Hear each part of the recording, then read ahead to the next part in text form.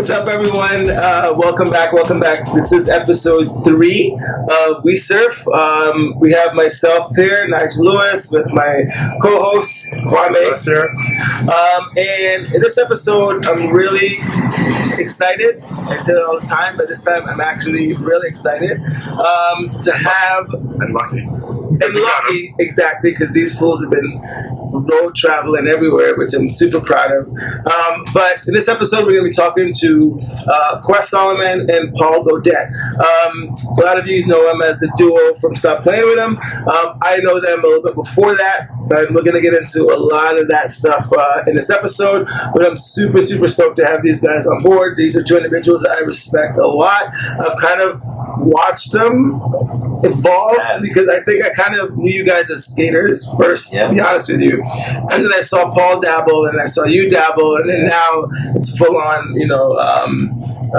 surf domination. So for me, it makes me super happy. But I think that the rest of the world have seen you guys on the Stop Playin With Em thing, but I want them to learn a little bit more about you. And the reason for this video cast that we do is to make sure that we get people that look like us kind of out there, get those stories told. It's not that we're not all inclusive, but I think sometimes you got to hear the stories from a different point of view. And that's what we're looking to do here. I'm gonna kind of hand it over to you guys just to introduce yourself, just the basic stuff, like where you're from, just the basic stuff like that. Okay, cool.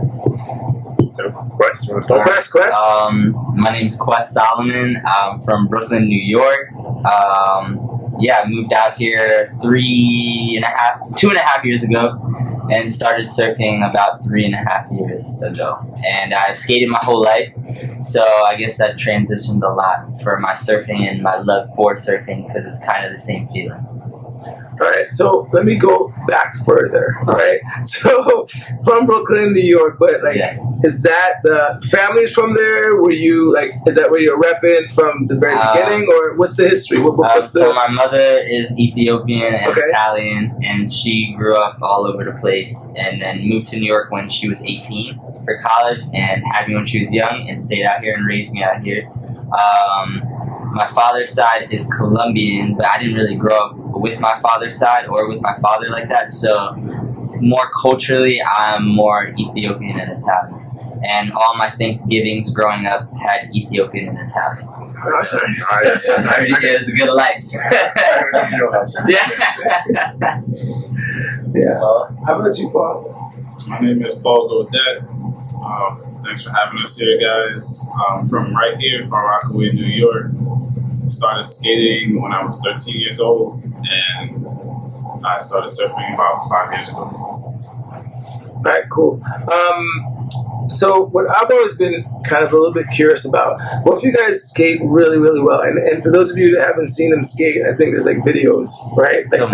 There's somewhere deep in the archives. You guys skating. What was the genesis or what made you want to surf? Is it behind Rockaway? And to couple that question, how did you guys kind of discover Rockaway and kind of the surf scene? Well, how I discovered the surf scene, I don't even remember really, but I remember me and Tommy, and this is before the 5 years, right? This is as a teenager, growing up skating. We would go to breakwater and rent boards and just paddle out into the water, no lessons, no lesson, never saw YouTube videos. I got photos me and Tommy just holding boards in front of the store, but we would just walk to the beach, paddle out, get our butts kicked in the water, wipe out, and then just say we did it. But I didn't get the bug then, but we had tried it. That was introductions, seeing it. And so you said that you didn't get the bug then, but when did you get the bug? When was it oh my goodness, I need to just keep doing this? Was it immediate, or was it kind of a gradual? It was gradual for sure, but I bought a wetsuit, and that's when I met a guy on the street. It was me and Tommy again, right there by right in front of where Rockaway Roasters is now. And it was a guy, he had surfboards on his car, and I was like, yo, what's up with those boards, man? What you doing? And just chatting it up, he was photographing Tommy because Tommy's a model. And the guy was like, "Yo, I got extra boards. If you buy a wetsuit, I'll give you a board." So I just kept in contact with him. I bought a suit, and then I met him on Beach 69th, and he gave me a board. It was a short board, like pointy nose, 6'6", but from that moment, I had the ability to like go to the water myself, not have to rent, and then I could just keep going. Sorry, I'm just beating your head with all these questions, but this is what we. What was there anyone else in your family that surfed, or like what was the water culture like? Water culture, all right. For you? No, nobody in my family surfed. Surfing was like the furthest thing from anyone's mind. My dad was a fisherman. Okay. My dad grew up right here at Hamels Projects. He grew up in Rockaway his whole life. So he would fish. He would go fishing on like Beach 60th jetty. He would go fishing downtown in like that inlet behind Atlantic Beach, right where the bridge. So that was his like relation. I hated fishing because we'd always just sitting there waiting for a bite, and I was so bored as a kid because he'd cast the line out, and then we're just sitting there, and then there's a bite. You see the pole bend it, and then it's like jump. It's like, oh, go, grab it, and then you got to pull the fish out. And it's only now that I'm seeing that it kind of relates to surfing. I was just gonna say that because it's kind of like surfing. You gotta sit there, wait for it. Especially in Rockaway. Especially in Rockaway, yeah. So I made that connection now. So. But also, your dad didn't even like you surfing at first. Like. He didn't. He didn't appreciate the surf culture. It was like, yeah, that was just a different thing. he didn't want any surfboards in the apartment. So at one time I came to Nigel and I was like, "Yo, man, my dad's not letting me have the surfboard at home. Can I just leave it in the shop for storage?" And he was like, "Yeah, for sure." So I just left it here, and then I would come to station to surf. Nice. Wes, what about you? Ocean culture.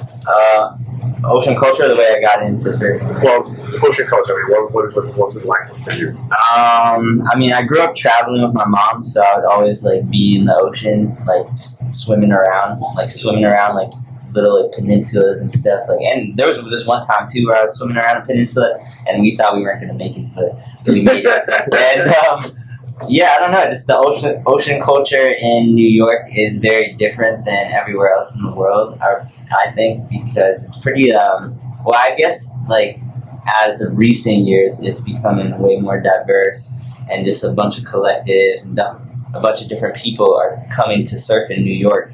But also, the reason why it's a bunch of different people is because there's so much like culture in New York as it is. So when you go to like other places like California or just like kind of like places where you predominantly see white people surfing, the ocean culture there is a little different. It's more like bred in and almost like coastal communities in California are super rich.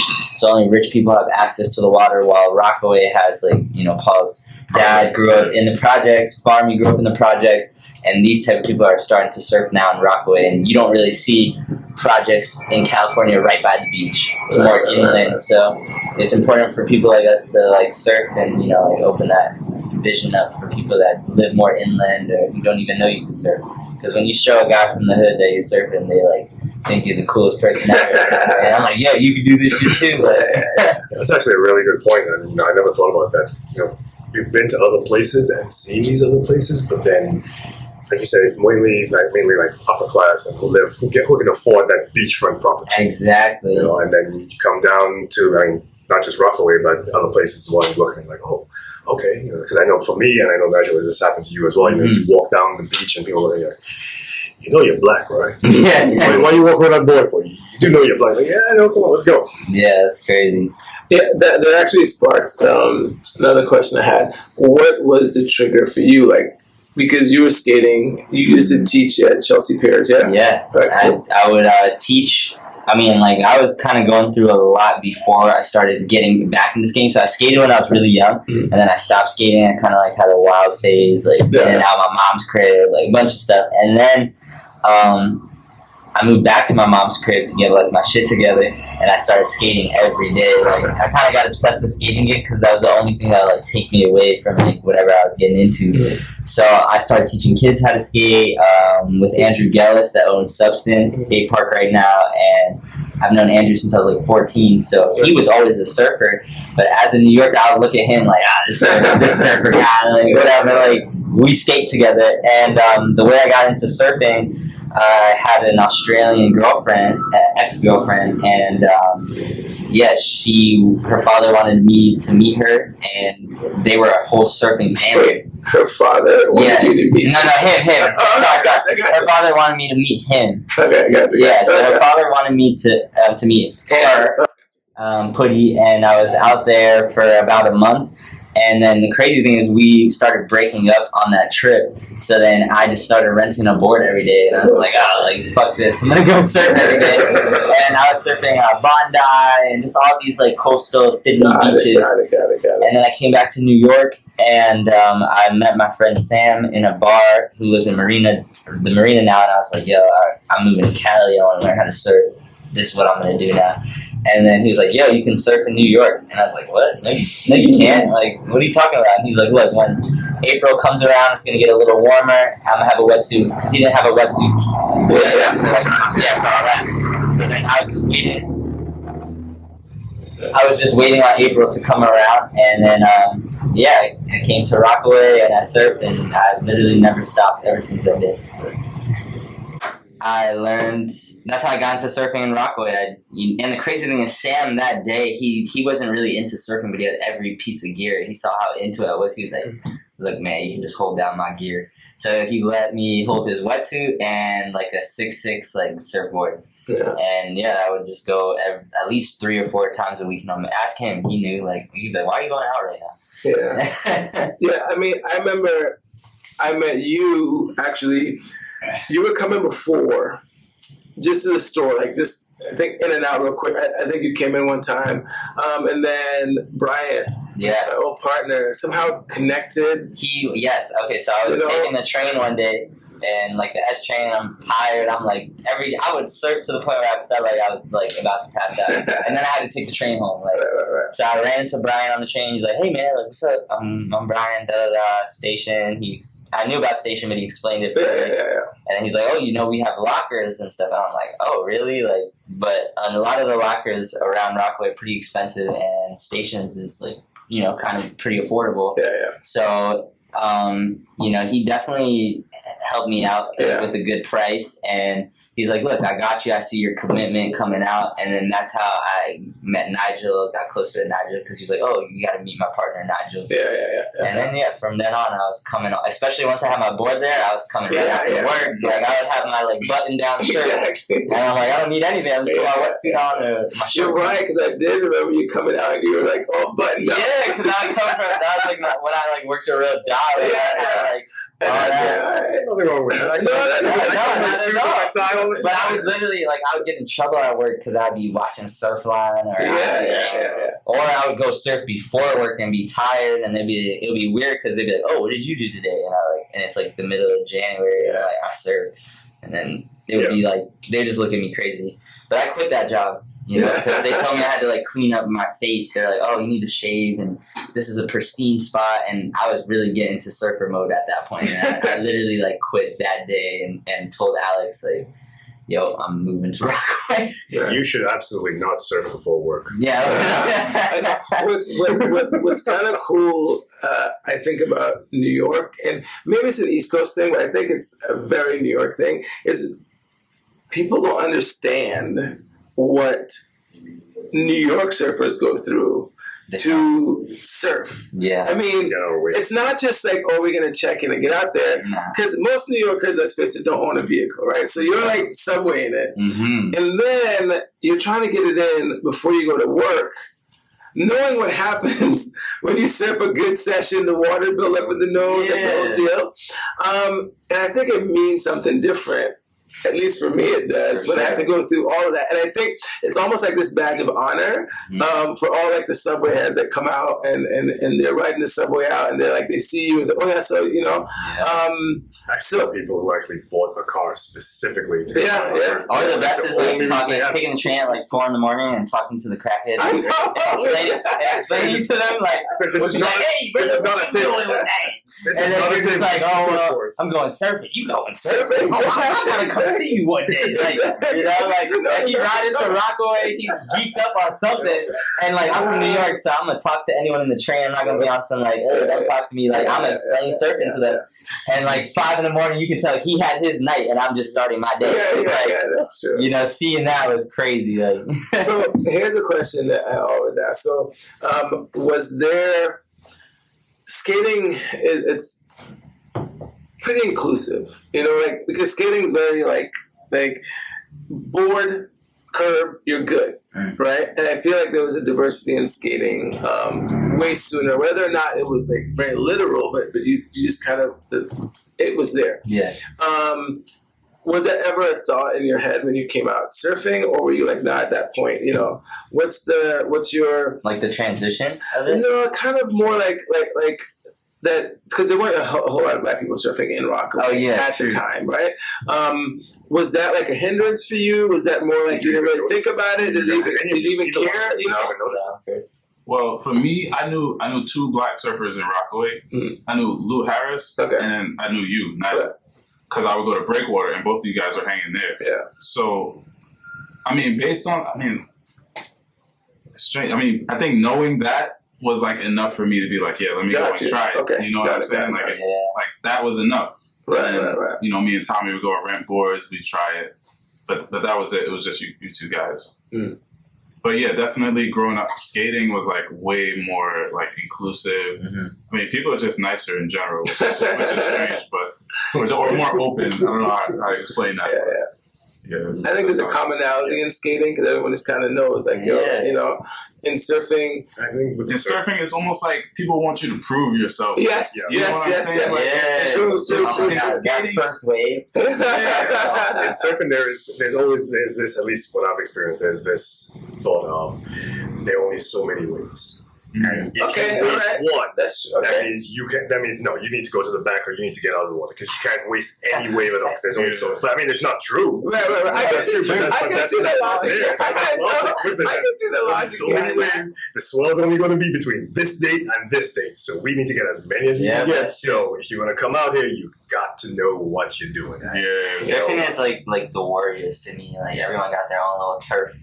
True. Like, you know what I mean? Like where you from? To me, I don't know. Like I really came into surfing oblivious. Like I did not know who Kelly Slate. I didn't know one surfer when I started surfing. Even when I started in Australia, I didn't even look into surfing that much because when I would see those guys surf, I couldn't really relate to them because they were going crazy. But I'd be like, oh wow, that's sick. But like, it just felt so far to even do those maneuvers when I first started. So I was kind of just on my skating like mentality, and a bunch of the locals out here that I'm really good friends with now, like Ray, Shane, Simon, they all like yelled at me, cursed me out. Because I was dropping it on them because I wasn't acting right. But I didn't even take that to the heart. Like by the end of the day, they're like, "Oh, I'm sorry, kid. Like, you just got to do it this way." Because I wasn't the type to like get yelled at and then like talk back or get emotional about it. I just be like, "Yo, my bad." Like, I'm just trying to serve. And when you say that to somebody, like. And unless they're really just not having a good day, they're just an angry soul. Usually they get it. Yeah, they gonna get it. And if they don't get it, it's all good. Like I'm from New York. I ain't tripping about that. Some random guy being like, "Oh, why'd you burn me?" Like, But now I get it. You know. Free, brother. Go ahead over there. For me, it was similar. I was surfing the 60s a lot when I first started. Like 62, 60s jetty, and same deal. I would like drop in on people, like, you know, we didn't care, I don't know what you're doing. We didn't know what you're doing. Drop in, like, you know, like trying to duck dive, but not holding onto the board. You know, like it's just like, we did it all. And now that I'm a better surfer, I understand the rules. You know, so they make a lot of sense. You know, and I can pass it down to someone else. When I see somebody diss their board, I'm like, yo. Hold on to your board when you duck dive, you know, like the safety part of it. Yeah, now I teach people the way I would like people to talk to me when I first started. Like I don't even remember really. The only time I yell at people when I see them bullying somebody else. Like really, like that's the only time I ever got like a little static here. I was just like, yo, don't talk to them like that. That, the bullying stuff, I don't jack that. But if they did something wrong, I'd just be like, hey, like a girl literally opened my leg up and I was cool with her. Like, I was like, it's all good. Like, I'm good. And she was freaking out. Are you okay? Okay. I'm like, it's cool. But it's funny. Every time she sees me in the water, that's like, I'm sorry, but and I just say it was like a year ago. I'm like, yo, it's fine. Like, that's right, the leg. Okay, yeah. Right on, I mean, we definitely, I think, and maybe we'll have you guys on for this conversation, but Kwame and I have been talking about it, but we're definitely going to have a conversation, I think, around just like etiquette and kind of like rules and stuff like that, because it is something that's very prevalent, but it's also something that can be very dangerous. And, Rockaway is just going to be, what it is. It's going to get crowded. It ain't getting slower. Exactly. But to move forward a little bit from that part. So been surfing for a while, right? And then you're starting to kind of get some traction, right? I mean, traction is probably the right word. Like it gets better. You get different boards. Like you just kind of become a better surfer. And then, sorry. Just to cut that. And then those are our Stop Playing With Em fans. Yeah. I gotta get you to the back. No autographs. Bring him out the back. Next time. And then I remember, so Paul, I had you at the shop. You were doing some ding repair. Like I touched to help do some ding repair, and then it came in super helpful for me because I needed someone who, and for people who don't know, Paul's really good with his hands and like meticulous and very detail oriented. And when you do ding repair, ladies, you need that. So I was actually very happy to have you work here. And help with the boards. And Quest had a quick stint here, but Quest wasn't like that. Quest wasn't a retail. No, it was the pandemic too. I started working for the pandemic, and then after that, you're like, let's go. But what I was getting to is that, and then during the pandemic, I think you guys were like, hey, you know what? Like, let's time to take a trip, right? So Paul, you took some time, so you've been surfing Rockaway and kind of getting your chops like sharp. And then I know you guys both traveled. You went to Mexico for a little bit, and actually Costa Rica first, and then Mexico. What was that experience like? From not just from the wave perspective, but just from like it's gonna sound corny, but it's like an awakening sense. Because for me, I know when I finally like. I'm from the Caribbean, yes, right? So I surf Barbados, I surf here. But when I actually went to like other places to surf, because as a kid, and you read the magazines, you're like all these exotic places. There's like Panama, and there's like So in my head, I went to Costa Rica. Actually, it was probably my first official surf trip. Nice. That wasn't. I think I went there even before to Puerto Rico. And I remember being like, these waves are phenomenal, but I'm like in the jungle a little bit, and there's like a different culture, and I felt very like surf adventure, So for me, it was very eye-opening. I'm like, wow, this is a whole different kind of beast. So the surf part of it was dope, but then just like culturally and like the food and the people, and how was that for you? Again, coming from the neighborhood that you came from, surfing East Coast, and then going here, and not leaving New York too. Oh wait, was that your first trip? Like outside of the U.S.? Outside of the U.S., yeah. Oh, sick! So, yeah. How was that? It was amazing. So I never left the country until about 2 years ago. Oh wow! And I got my. I knew I was going to do surf trips from the time I started surfing, and I got my passport. I got my passport like a year before, and I just knew. I was like, I'm going on surf trips one day, and I got my passport. I never got a chance to use it until I met my friends Naomi and CJ here at Station, and I met CJ. He used to be a local surfer. Well, he's a local surfer, but he moved to Mexico. And we planned a trip. We wanted to go to Nicaragua, but we said, let's go to Costa Rica instead because it's more known as a destination. We're all like pretty young, new travelers. I didn't know anything about traveling, so that was our first trip. And yes, definitely had that awakening where it's like, So paint the picture first. Flight lands, there, you come down to the beach, you see that wave for the first time. What you feel? What wave too? What was your first one? The first place we went, I landed with CJ. Naomi came later, and the first place we went was Santa Teresa. Okay. So I actually remember that because I was following you on Instagram at the time. I remember seeing that. That was crazy. I remember they were. I mean, correct me if I'm wrong, but Naomi was like crocheting the hats. Those hats that you guys had. That was later. I think that was Mexico trip. Yeah, but yeah, we landed and we took a bus and then we took a ferry to Santa Teresa, and the waves. The waves were really big for me at that time, and then the wind was it was onshore, but we surfed that evening anyway, and it was just. Yeah, it was amazing. I don't even know how to explain it. I think what hit the hardest about it was when it hit the hardest was sitting in a lineup, looking back to the shore and seeing a line of palm trees. Yo, that was crazy. I was like, yo, I'm in a surf movie right now. It felt like it. Yeah. Yeah, that was the awakening moment. And then, so you did Costa Rica, and then. How did the Mexico kind of connect? So because you came back, I came back home. Right. Yeah, three months later after going up and down the Pacific of Costa Rica, and then I was home for a few months. I was working at a station at that time, and the same crew I was in Costa Rica with Naomi and CJ happened to be in Mexico, and they ran into each other randomly at a bar. In the same place, and then they took a photo and sent it to me and said, "Oh, come through!" and I don't know. I just had to buy that ticket. I remember. I bought it one way, and I was like, "I'm staying for 2 weeks, Mom." And yeah, live. Because I thought I was staying for 2 weeks. Nah, because that was the thing too. I think we were planning a trip for later. I went to Mexico at the same time, but a different part of Mexico. We were FaceTiming each other. I remember, and I actually went for 2 weeks. And I'm like, bro, you gotta come back because then we gotta plan for the next trip. Don't just stay out there. He stayed out there how long? 3 months. Yeah, 3 months. And then by the end of the month, I was breaking it down to him. I'm like, bro, we have 4 months until we go. Yeah. And we're already planning for the winter. Yeah, exactly.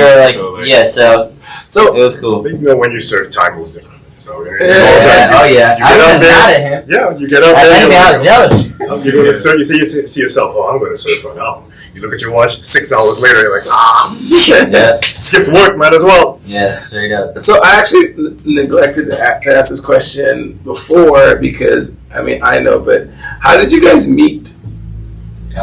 In the water. In the water. I would see Quest surfing at 90th. I didn't know who he was. Yeah.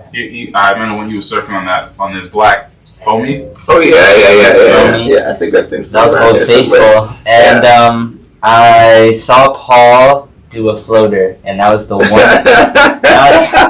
that was the one trick I really wanted to learn, really badly. My whole life was devoted to learning how to do a float. I didn't care about turns. I really wanted to learn because it looked cool to me. It's like skating. Yeah, it's just like skating. Like a 50-50. Yeah, exactly. So I'm like, I'm gonna learn that. And then he did it right in front of my face, and I was just I didn't know how to do turns. I was on the black foamy. He was on the fiberglass, and then I was like, "Yo, that was sick. How'd you do that?" And then if you know Paul in the water, he's really nonchalant and chill. So I was like, "Yo, I'm crazy." So I just pulled up on him, and he was like, "Oh, I don't know. Just a lot of speed, bro. A lot of speed." And then just out of the way for me, and I was like, "Okay." And I didn't even know how to generate speed. Yeah, he was just like, "Yeah, a lot of speed, bro. You just go on top of it." And I'm like, "Okay." And then I remember that moment too. I really, that was the time I was like, oh, this kid is cool and stuff. And then I showed Paul. I think he saw me surfing. I wasn't that good yet, so I knew he skated and I knew how to skate well. So I feel to earn his respect almost, I showed him videos of me skating Chelsea, and he's like, "Oh, you skate, okay?" And then that does sound like him. And then once he saw that, he respect. Not that he didn't have respect for me, but he was on to I'll chill with this guy. We have some similarities in that way, And then the way we got really cool is before all the traveling during the pandemic for hurricane season, we linked up and we're like, "Yo, we got ascended this year. We're gonna go crazy, whatever." And we went to away from where everyone else surfs around here. Somewhere around here. And I had a session. That was our spot. It would be me and Paul and Dante. And for those who don't know, Dante filmed a lot of Paul and I's first videos before he even stopped playing them was a thing, kind of Stop Playing With Em came about Pretty much during because of that. during that season where it would just be me and him, so there was no excuse not to go on a good ass wave. Like, you know, like if you're out here and it's like huge set comes and then you kind of scared to go on it and somebody else takes it, you're like, oh, okay. Like at least when you first started surfing, like, oh, okay, like I guess I didn't need to go. But then with this, it's like me, him, and big ass waves. So it's like we would say stop playing with him to jump to get in the zone. You know, like snapping, like, yo, stop playing with him. And he's like, all right, bet. And then I'm pretty sure Dante said it first. Like he's the first person. Yeah, I can see Dante saying that. Yeah, I can see him saying that. And then we were just in the water. Yeah, we were in the water one day, and we were just like, going hard for that. Like, it would really get us into good waves, though. Because the sets would come, and like, yo, Paul, stop. Go, like, right now. Who cares? Go. And then it would just, because that place is just, it gets real dumpy. Like, not like over here. It's a little more chill. Yeah. So that actually brings up a question I have. So, do the two of you kind of feed off each other when you're in the water? For sure. What type of vibe? You know, Yeah. Who's the mellow vibe one, and who's more of the go type of vibe? Even though I think I know the answer to that already, I want to hear it from you. I'm gonna let them answer this, but I know this to be true, and I'm telling you because when Paul was in Costa Rica, I think were you here? Probably, yeah. You were here, and then I remember you were like looking at it. It's like, wait, what did he do? He's like, nah, I gotta get ready. He's in Costa Rica catching all these waves. And I remember Quest was like, there's no way he's coming back and being better than me. I don't care where he went. And I thought it was the funniest thing. I was That's all right. Listen, no, of course. But I thought it was a good thing. But that's what I saw, so I was like, oh, these. Because I'm just in Rockaway 1 to 2 foot waves. And I'm exactly. Every day, and I'm just like, fuck, he's gonna get so much better than me. And like, not even on some like, because I want him to be better than me, so I could get better. You know, or if I'm better than him, it don't even matter. Like, there's certain maneuvers I could do that he can't do. There's certain maneuvers he could do that I can't do. When we surf together now, it's like, we remember every wave like meticulously. We're just like, yo, you remember like when I did this? And then, so I was like, yo, but like, how's the water out the back? Like, was it like good or was it good? And he was like, nah, that one was good. My question would be like, yo, I got that barrel, right? But was I really in it? He's like, yo, don't play with me. Was I in it? Yeah, like, don't lie to me. Don't make me feel good. Just tell me the truth. truth. And he'll tell me to be like, nah. And I'm like, okay, copy. And then there'll be one I really get. He's like, nah, you were in that. So it's like, we push each other in that way, like, when we're watching the videos of each other, like, and I see a wave that's like, of him, I'll be like, that ain't it. And he's like, yeah, you're right, that ain't it. You know, like, it won't be like, we can look at each other's videos and say, yeah, you should have did this. And we won't feel a type of way. We'll actually be like, oh, okay, you see how you did this? And you notice how I did this? Like, he'll give me advice on something that he did. Or if he got the barrel, I'm like, yo, where are you taking off? Like, that's the beautiful thing about surfing together, like, for sure. Because we be on that time. So how did the whole, maybe I've just brushed over this, but the Stop Playing With Em, how did that start? What is it? You know, like, what does that mean? We discussed what it meant as far as like hyping you up to just go, right? Like, it's your version of just do it, probably. Right? Exactly. But how did it come about? What's kind of like the concept? Like, is it just like a thing? So while we were talking throughout that year, you know, while I'm in Mexico, he's in Mexico, and the whole plan was to go on this surf trip together, because we only surfed in New York at that point, but he went this place, I went there. So but we wanted to start a vlog because we got the opportunity to go with you guys to the wave pool in Waco, Texas, and then we saw Koa Smith and Blair surfing. Shout out Koa, shout out Blair. Yeah, and they were filming the whole time, so we were like, yo, if we're gonna do this surf trip, we should vlog too. We gotta record everything, you know, and share our adventures and save it for memories for ourselves. Yeah. So when coming up for a name for the vlog, it had to be Stop Playing. You know? Because we look at Jamie O'Brien, you look at all these guys, they got their slogan, they got their thing, like, you know, it's cool, but like, for us, it was like, yo, what are we going to call it? And I really could not think of anything else to call it but that, because that's really what we identified with. Like, Yeah. and you know, some people when we say that to them, they don't get it, because that's honestly Stop Playing With Em is kind of like New York slang. Cali, like they don't say that. Like they get it, but New York, you said somebody from New York, they go get it. That's like a basketball thing. Like somebody dunking on somebody in the park, they're like, stop playing with it. And then like, I guess, yeah, that's the thing. We saw Koa and Blair, and then we met all these guys at Waco. One of the we met Matt from Vans, and he sent us a bunch of Vans gear before we went on our trip, and that really just like motivated us to like just like yo, people have love for us and see our vision of wanting to surf and how we're new surfers, but like we picked it up quickly, so you know this is our life at this point, and we really didn't know what we were getting into, like creating Stop Playing With Em. Like we just created the vlog. We made some Instagram videos, like of us sitting in the room saying, hey, this is what we're doing, stay tuned. Before we went, we were supposed to go to Bali originally. Then COVID stuff hit, and then we were torn between Morocco, Senegal, all these places, and then he was like, yo, let's go to this place that I never went to, but I wanted to go to in Costa Rica, Bocas del Toro, Panama. And I was kind of like, I don't know about that. I didn't really know how I felt about it. But then we just kept looking at videos, and it's like, nah, bro, let's just go. The Caribbean, it's different, bro. You're going to be surfing with black people. You're going to be surfing with indigenous people. And it's like, I was like, all right, let's just go. So we bought our ticket, and we started vlogging there.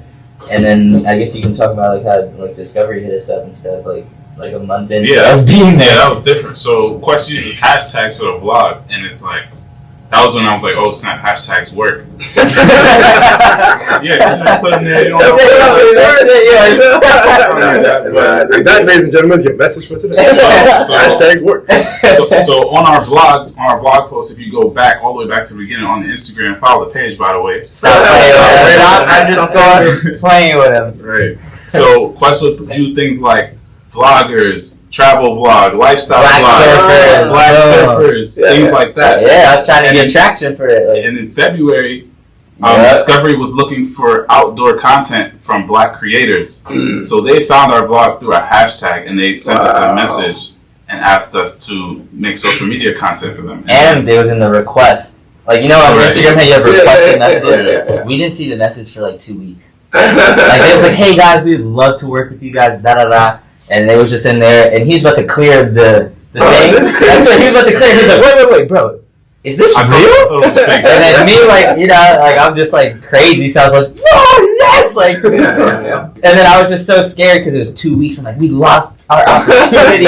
It's gone forever. But I replied to them like to the direct message, and they got back to us. We got on an interview with Tia, who's the main person of like that part of Discovery, and we thought it would just be like one post, maybe like we didn't know if we were getting paid. Like we didn't know anything really, but we knew it was going to be good for Stop Playing Them, so we were down with Discovery. And then they sent us like a year contract just to like make videos for them monthly, like 1 or 2 videos a month. And it was great because she said like they're trying to pay their content creators, and they never did that before. So we got super blessed with that, and that really opened our eyes like to like the possibilities of what we could do. I'm like, yo, now that we have this on our like, you know, resume, I guess, or whatever you want to call it, like we can work with other companies now, we can do this, and it really just like changed our whole perspective. But it didn't make, you know how you hear of all this like, oh, we started this and it was so fun in the beginning, but then it became like hell no. Like us editing videos is so fun. Like we because they don't be like, hey, can you smile like this? Can you do? No, they say, what do you want to do? Write down what you want to do. What are you gonna do in the video? Send us the layout. And every time they never really like critique us. They're just like, yeah, we love it. Great, keep it going. And it's like it's like our videos and what we want to do. I'm never like, oh, I have to be like this. Like I'm still myself, and I'm blessed for that for sure. We're blessed. I think both of you are selling yourself short a little bit on this one, because just sitting here with you, you guys have like a vibe. I think that's what they're picking up on. You know, they saw that connection between the two of you. They saw the vibe, and it's like, all right, you know what? Like, these guys are hitting it out of the park every single time. So that's and the crazy thing is that our friend, so I don't know if we created a movie, or if you want to talk about that. I was just because that's kind of is like the same time frame. And Discovery and Sean Madden are two different entities that they had no correlation. Like, so if we can talk about that. Yeah, no, I mean, I was going to bring it up, but I'm glad that you touched on it too. Yeah, I mean, so for people who don't live in Rockaway and don't so what Quest and Paul ended up doing is there's a lot of content from that trip. Ended up making it into a movie with what was the gentleman's name? Sean Madden. Sean Madden. Shout out Sean. Yep. And you actually premiered it at Rockaway Surf Club. Yep. New Jersey, Jersey City, Asbury. Yep. We're about to do Patagonia in Brooklyn in Nice, October. Nobody knows that, but now they do. And it's on YouTube? Yes, it's on YouTube. Hit the DM for the link. Hit the DM for a shirt. And support the next surf trip. Yeah. So this was kind of dope because I was at the premiere at the surf club, and it's one thing when I'm friends with you guys, right? So I kind of know the vibe, and we know the same people. But I was talking to people that don't know you that well, but they just kind of. And I had the one comment that kind of stuck in my head, and I think this is what, going to Kwame's point, that makes your kind of duo very relatable. Is the guy was like, this movie is like probably one of the best surf movies I've seen in the last couple of years, and I was trying to understand it, and he's like, it's not that they're the best surfers, but they're super relatable, and I feel like I was there with them, and that's like really dope because that's a connection that I think is really important to whatever you need to do. Like, people need to connect. I mean, I think with the story, that's what I try to do with people every day. And hearing that from someone I know that didn't know you guys very well and was actually a really good surfer was very like, oh, okay. Because knowing me, I get nervous. Oh, did I surf really well? Yeah. Like, what's this? But that wasn't what they were looking for, you know. And that's a big thing. And I think being relatable and having people look at you and go, oh, they're real. Yeah, I can see myself here. I can see myself here. They're real. Like, that's kind of... They're real surfers. They're not the people standing up on the stage, oh yeah, you know, the waves were kind of good today, but it'll be better, and then now I'm going to fly out to Fiji. And it's funny because we can both agree, like, when Sean came, one, the waves weren't even that amazing. Two, he only came for like 2 weeks in the beginning and then 2 weeks at the end. So it was really like based off of like kind of like him just being there and if the swell was there or not. So that whole movie was really shot in about like 4 weeks, but like separately. Yeah. So like when we look at like our clips and stuff from there, I'm happy with them. But like, of course. Of course, he missed the best. You know, like there's so many good sessions where I'm like, no cameras, barrels, like really like. And I look at that video and I'm like, you know what? I'm glad this is the first one because they're gonna see the progression. Like I even look at that video now and I'm like, I should have did this. And you know, as a surfer, you're always your biggest critique. Yeah, of course. And, like when you're looking at footage of yourself, but then there's times where you do that turn you've been wanting to do. And you're like, yo, I finally did that. Like, you know, and that's why we keep going for it. I feel like. You know? So what's next? So I'm privy to the inside track because you guys are always in the shop. Exactly. But what's the game plan? Like I know your routine is that you hustle hard all summer and then you figure out something in the winter. So what's the winter game plan? If you could let us in. I mean, I bought my ticket today. I just let y'all know, I bought the ticket today. Paul definitely is going to come regardless, you know.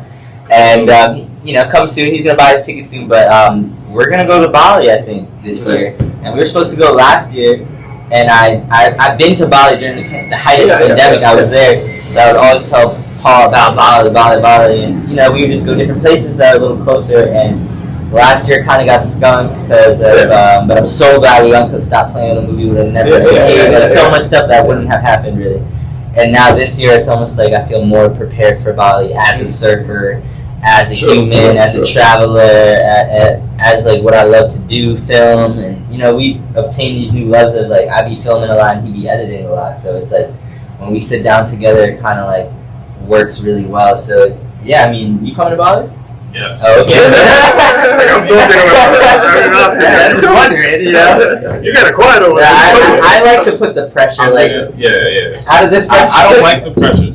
I like to take my time. I want to be like, I have my stuff in order before I buy that ticket. But tell me, but it helps. Me, I'm good with convincing Paul because I need to break everything down. This is how much money you need to save every day to even get to this point or whatever, and like that's how my brain works. And then he's like, "Oh yeah, that makes sense. Okay, I'm gonna buy my ticket." So like, yeah, I'm sure he's gonna buy his ticket soon, and it's gonna be a lot of people. I hope you guys should come. Everyone should come. I'm gonna try to see if I can make that happen. Try. See, that's There's no try. We're thinking about you said February, March, and April. Yeah, February, March, April, Bali, and possibly, I'm not sure how possible this is, but maybe a quick little strike mission to either PR or Panama. I would love to go to Panama just to see the boys and Stop Playin With Em, give them all T-shirts, and honestly, give them part of the proceeds from our T-shirt, like what we've been selling. So, because they're just part of that movie as we are, and the movie wouldn't be what it is without them. You know, like it's all about local surfers and them taking us around, and we want to shoot multiple Stop Playin With Em movies in different locations and shine a light on these surfers, and then when they see themselves on like 4K or like whatever, they're just like, yo, this. It's like a TV to them, and it's them on it. You know, like, and our boy Alonzo, he got put in the newspaper out here, and he was so stoked. That's like a big deal. Like, I know he's not gonna like, you see this, boy? So, it just makes my heart feel good to be able to do that. Like, and support. Like, even our friends out there, I spent a bunch of money to buy like thing repair stuff and all that. And I sent it out there even after coming back, and I don't need any money from that. I just for us showing them their land, showing us around, making us feel like brothers, you got to treat them the same. You don't go places, act like brothers, and then you leave and you don't hit them up. That's trash, because people be doing that and going on surf trips, and that's trash. They just act cool so they can get to the spots, and then they don't do nothing. Like it shouldn't be like that. You got to give to get. Share the blessings. For real. We spoke a lot, so we'll probably start wrapping it up soon. But I was thinking, we'll get the questions. We'll get the questions after, because we have our final questions soon. Okay. But after kind of all what you have done, right, and to get to this point, what advice would you give to like just young travelers, like people who are always kind of like, you know what I want to do? Like, I wish what advice? Because you guys aren't like caking with dough and like, oh, I'm gonna buy this first class. Like, this was something that you planned and you laid it out. What advice would you give to people thinking like, I don't know if I can do this? I feel like I still need travel advice. If you're not caking with dough, I would say, and it also depends on how you're doing it. I would say travel with at least one person. Solo is cool too, but I would start at a hostel to meet people, get the lay of the land, maybe meet a local or two. That's what I would do in Costa Rica and Mexico. We always started at a hostel, met some people, had friends to go surf with, and then from there, like the main spot was there, start branching out and exploring, driving up the coast, or trying to figure it out from there. But and the hostels are usually cheap, so that helped out.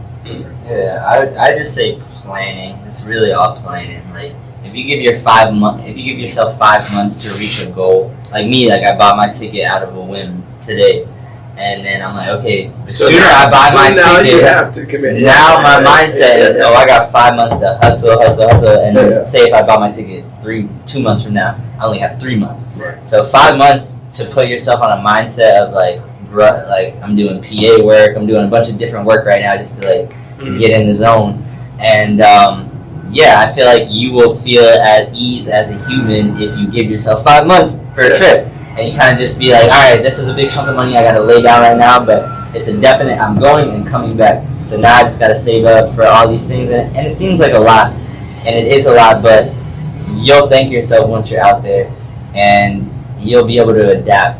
Like, that's the one thing. Just be able to adapt to people's communities and surroundings. Don't go there like deer in the headlights. Kind of just try to get cool with the locals. That's what I highly recommend. And don't doubt yourself. Like, the more you question, oh, but what if this goes wrong, or but what happens if I can't pay this, or what? Then once you start doubting and you do all that, then you literally just wasting time on time you could be saving money to go on the trip.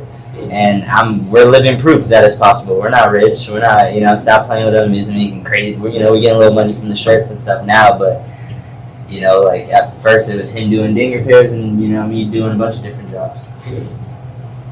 You're still doing that. Yeah. I'm still doing ding repair. I guess we still do it. Right. It just feels more easier now because I know what we need to do. The first time it was like the unknown. I didn't know what. Now I'm like, okay, bet. Like I've done this before. I can do it again.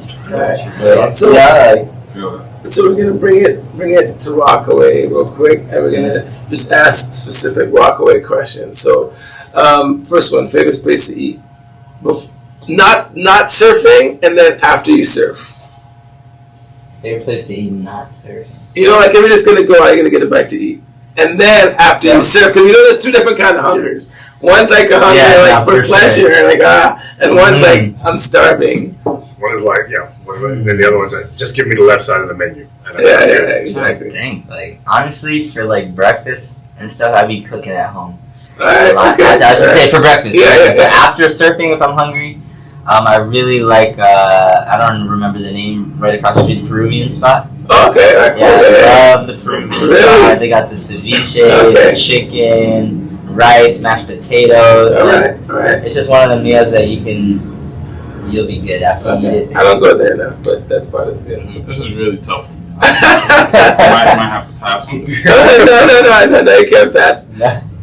One of your favorite places. Oh, Goodies. I was about to say Goodies. That's really good. One of my favorite spots. This is the second Goodies comment. This is the second person that says Goodies. Like they're getting the.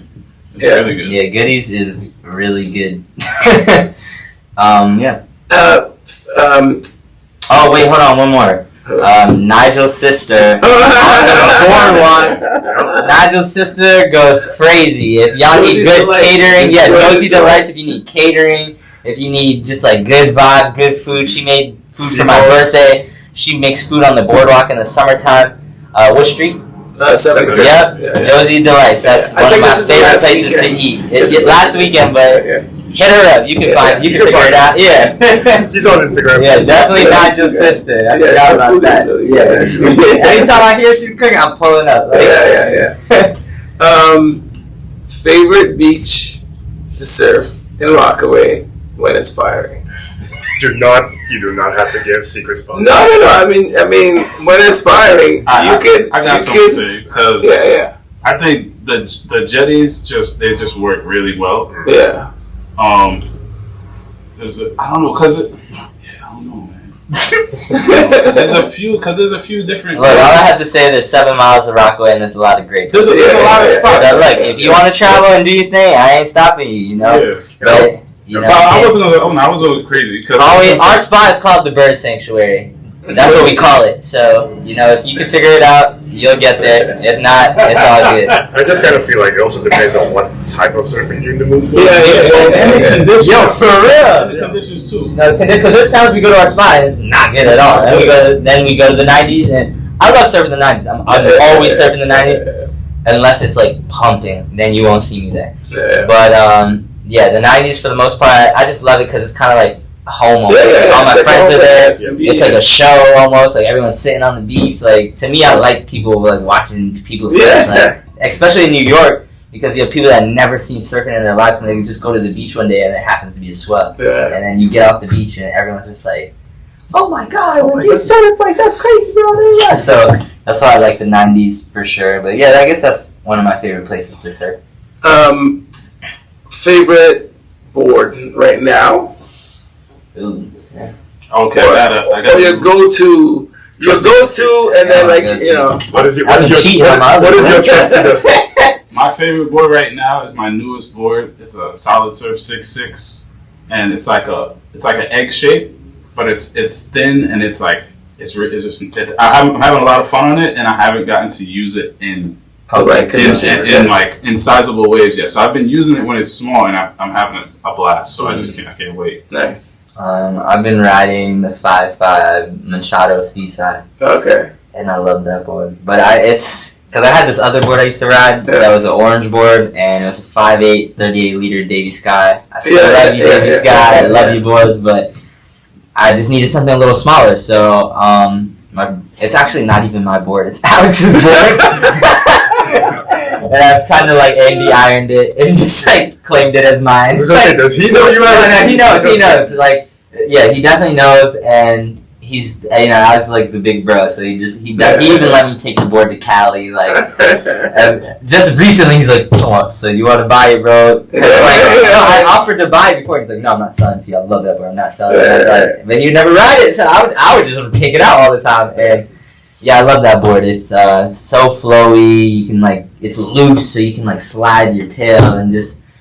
It's good, but right now I'm looking for a step up. So yeah, so I'm gonna shamelessly plug you guys for a minute, and say that I know that you guys hit me up to try to get some boards under your feet. So if there's any shapers that are looking to put some boards under these guys' feet, we'll test some. You know they're gonna travel. You know you're gonna get. It's definitely. You're gonna get feedback. Yeah. You get it on the ground level. Exactly. So know that. And I know that you guys always give good feedback. Like we talk boards a lot and stuff like that. But just so you know. Yeah, man. I mean, I know you guys have some questions for us. Just wanted to say again, thank you so much for this kind of coming to chat with us. We try to keep it simple and just stay focused. And I feel like this is a good. Yeah, this is a good thing. Nigel thought he was getting out of here. Pull out the phone. Oh, he really wants some questions. Number one. What's something you would tell your 25-year-old self to do that you think would change your life in the long term for the better? Oh wow! Damn, Paul. No, you know what? I actually so I've heard this question, not to me, but I've heard this question, and so my 25-year-old self, I definitely would tell save and invest, and do weird stuff like. Start like get insurance and something you literally are not thinking about right now. But because we live in the U.S. it's capitalism is kind of what it is. You don't realize how having a certain amount of money to the side or just in the works or will benefit you later on.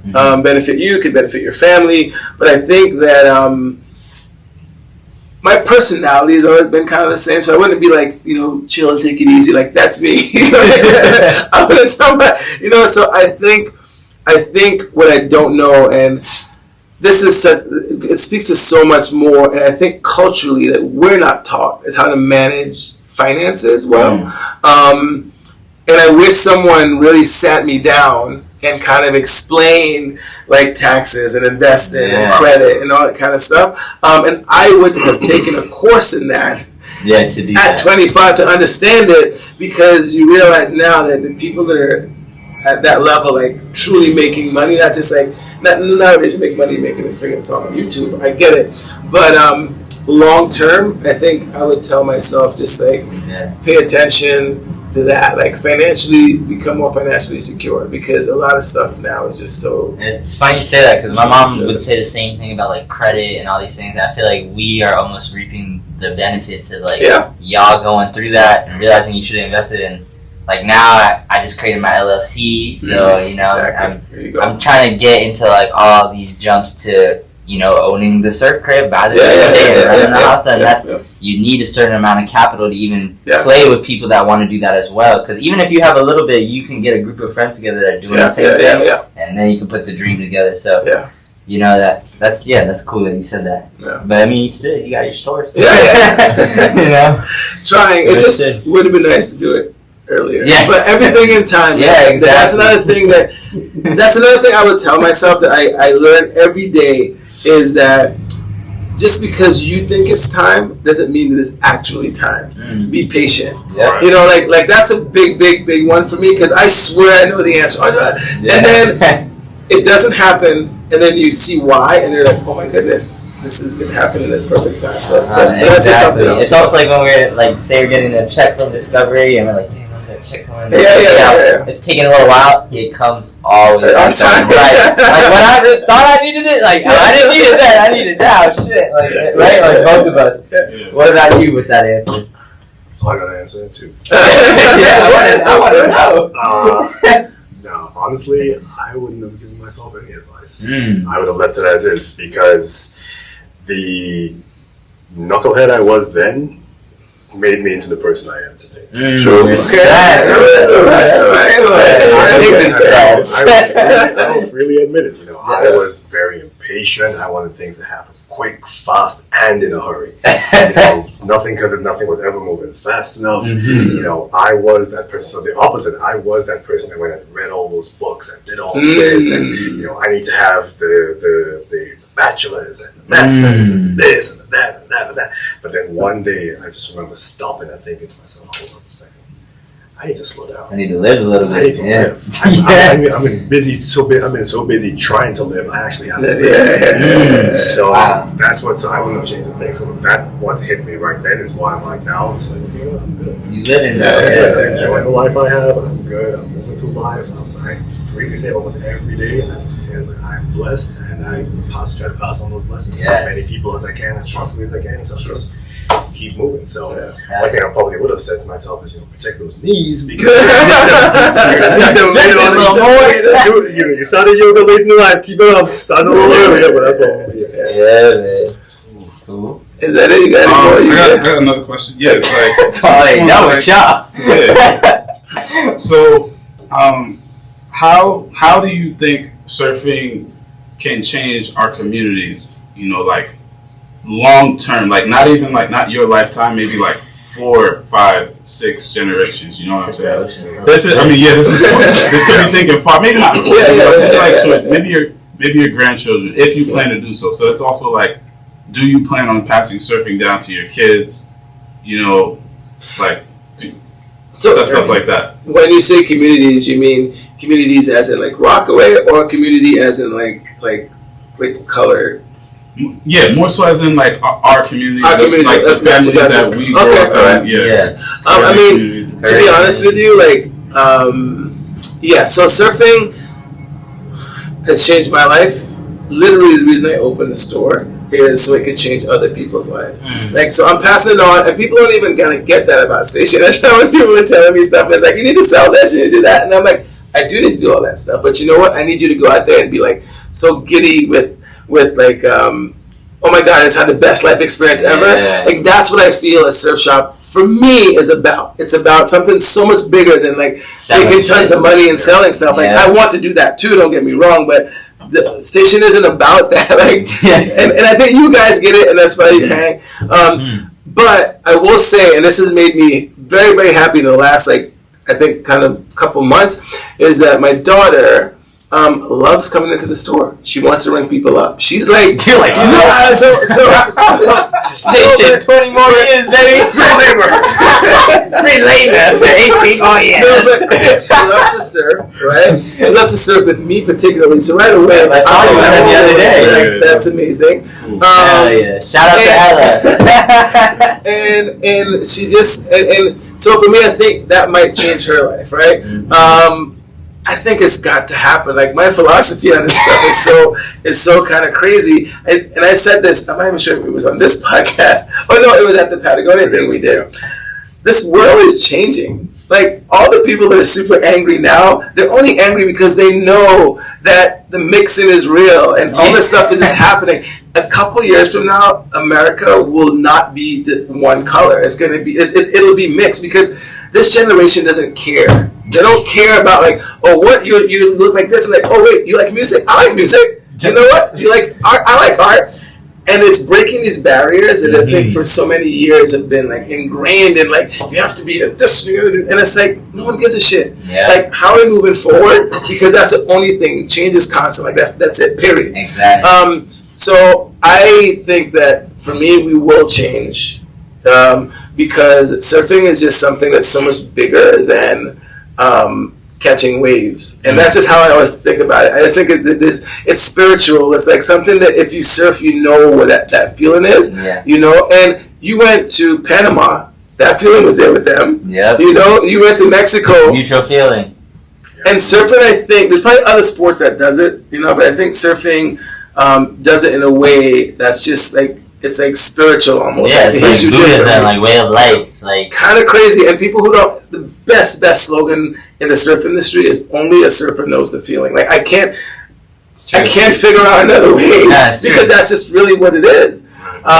And I think that, yes, I believe that what we're doing will have an impact. Young black kids or mixed kids seeing you guys travel and then seeing themselves in you like you did, right? My friend just called me today. He's like, "Yo, I want to go to Thailand, bro. You inspired me to go travel." Like, there you go. Like, or my friends that just be like at the crib doing nothing. Like, New York, it's easy to get stuck in the loop here. Yes. If you're not from New York, it's a loop here. You can really be in the loop of like, oh, it's summer. Yes, my life is good. And then wintertime hits, but you already signed the lease. So you're just like, I'm stuck here now. Let me thug it out until next summer. And really, we're just living our lives for like 3 months out of the year, like 3-4 months of like enjoyment and this and that being cold as shit. And it's like, I just try to inspire everyone I see like to get on a board, go surf, and I can happily say like I've taught like more than 10 people how to surf their first waves standing up, or people I didn't even remember doing that for. I'm like, dude, you helped me push my first wave. Exactly. Now there's some guy I met at the bar and I told him I surf because people asked me what I'd be doing. I'm like, yeah, I surf and travel, and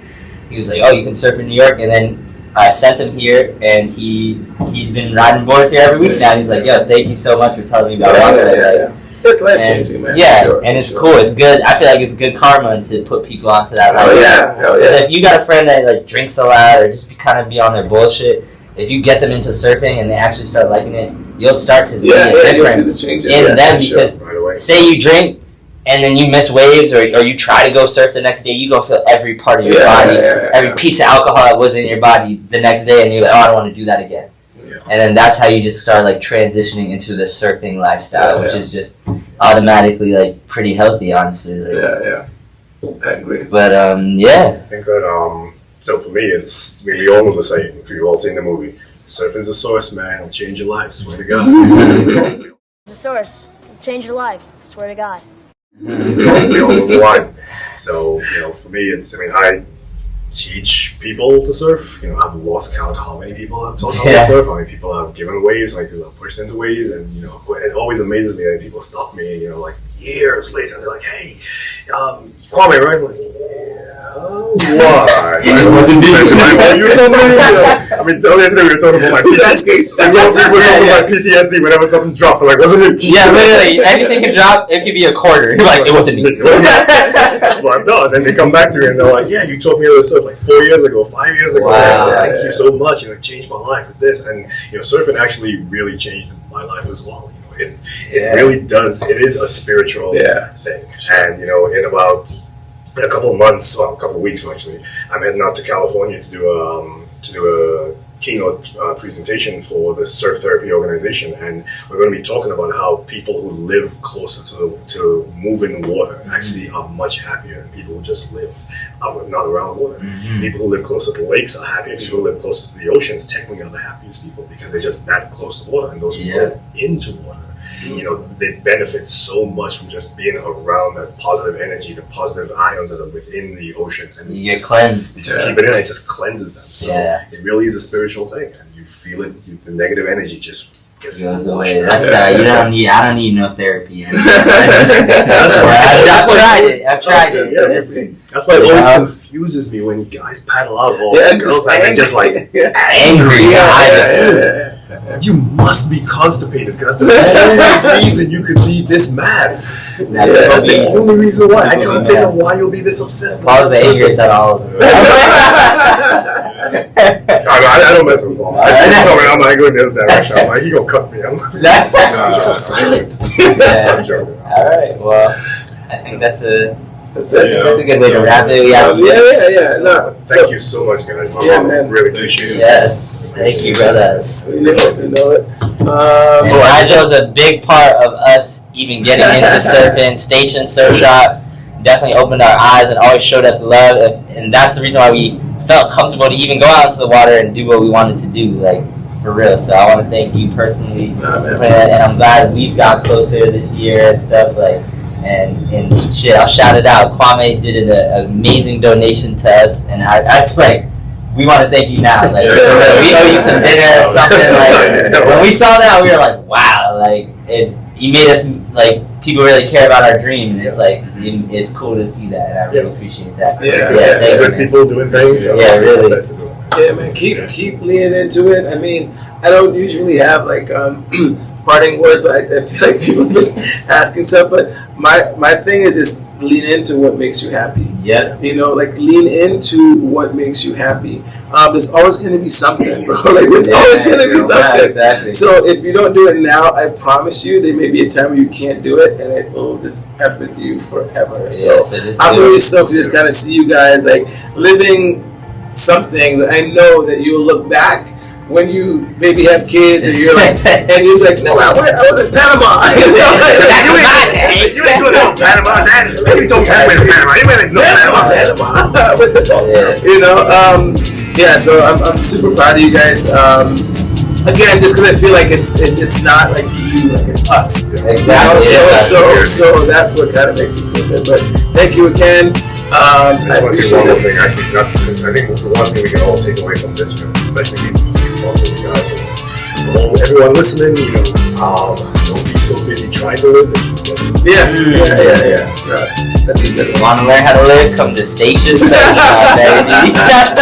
Just like on the business. All right, thank you. See you next episode. Yes. We'll figure out who it is. That's a deal. Don't forget to like, follow us on Instagram. Playin With Em on Instagram. Yeah. Tyler. Buy a t-shirt. Shout out to Ebony Beach Club. Don't worry, you're going to interview them too when they pull up. Trust me. Thanks a lot.